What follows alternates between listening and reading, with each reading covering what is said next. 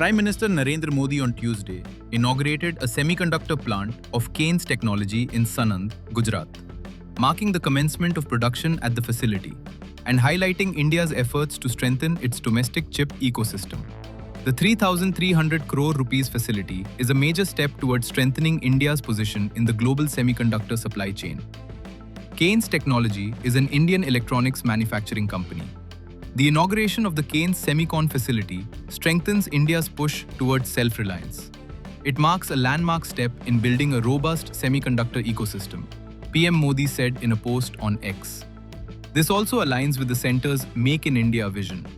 While inaugurating the project, PM Modi said, "The modules manufactured in Sanand will reach American companies and from there power the entire world." The success of the mantra Make in India, Make for the World will echo in every corner of the world, Modi said. He added that products manufactured at the facility have been booked for export, making it commercially operational from day one. Located in Sanand, the outsourced semiconductor assembly and test OSAT facility also fits into India's larger plan to position Gujarat as a key center for semiconductor investments. OSAT refers to the outsourcing of semiconductor packaging and testing processes.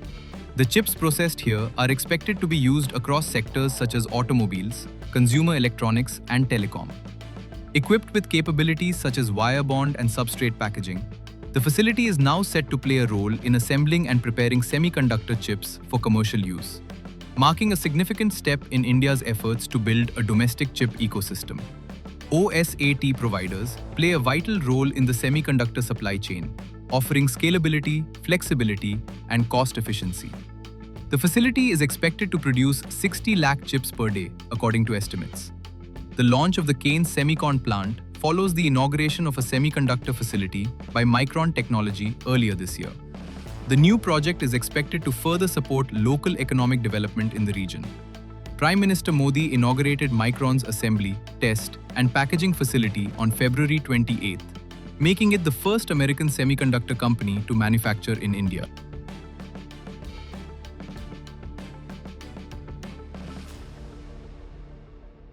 Bharat global market में एक भरोसेमंद semiconductor supply के रूप में अपना role और सशक्त कर रहा है। आज एक प्रकार से साणंद और सिलिकॉन वैली के बीच नया ब्रिज सा बन गया है। कैलिफोर्निया की कंपनी के लिए साणंद का ये प्लांट इंटेलिजेंट पावर मॉड्यूल्स दे रहा है। मुझे बताया गया है कि यहां बनने वाले प्रोडक्ट्स का एक बड़ा हिस्सा पहले ही एक्सपोर्ट के लिए बुक हो चुका है।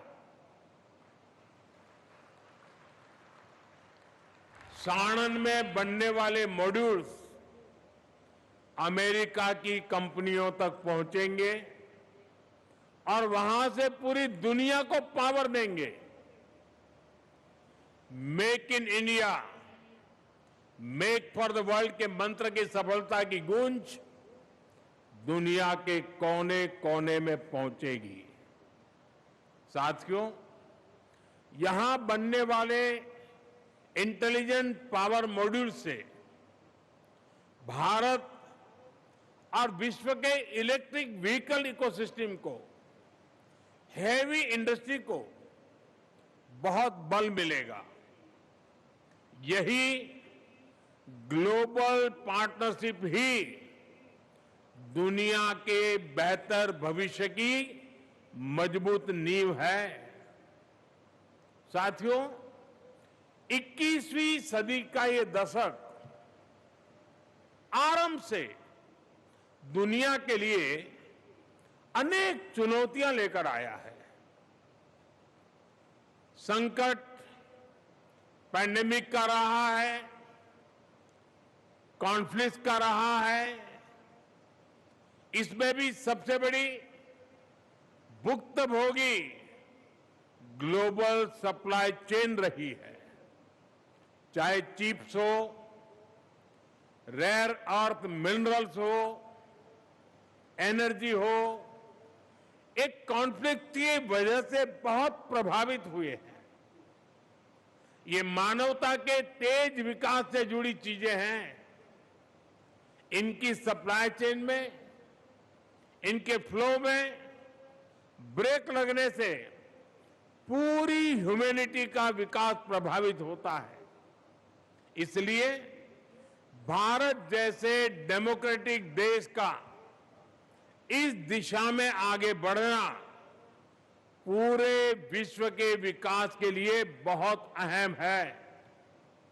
साथियों, हमने कोरोना की आपदा के समय ही तय कर लिया था कि भारत सेमीकंडक्टर सेक्टर का नया ग्लोबल हब बनेगा, इस सेक्टर में आत्मनिर्भर बनेगा। और सेमीकंडक्टर में आत्मनिर्भरता सिर्फ एक चिप तक सीमित नहीं है। इसका मतलब है एआई में, इलेक्ट्रिक व्हीकल में, क्लीन एनर्जी में, डिफेंस में, इलेक्ट्रॉनिक्स में, ऐसे अनेक सेक्टर में भी आत्मनिर्भरता को बल मिलेगा। इसलिए साल 2021 में भारत ने इंडिया सेमीकंडक्टर मिशन शुरू किया। यह मिशन सिर्फ एक इंडस्ट्रियल पॉलिसी नहीं है, ये भारत के आत्मविश्वास का ऐलान है और इसका इंपैक्ट सबके सामने है।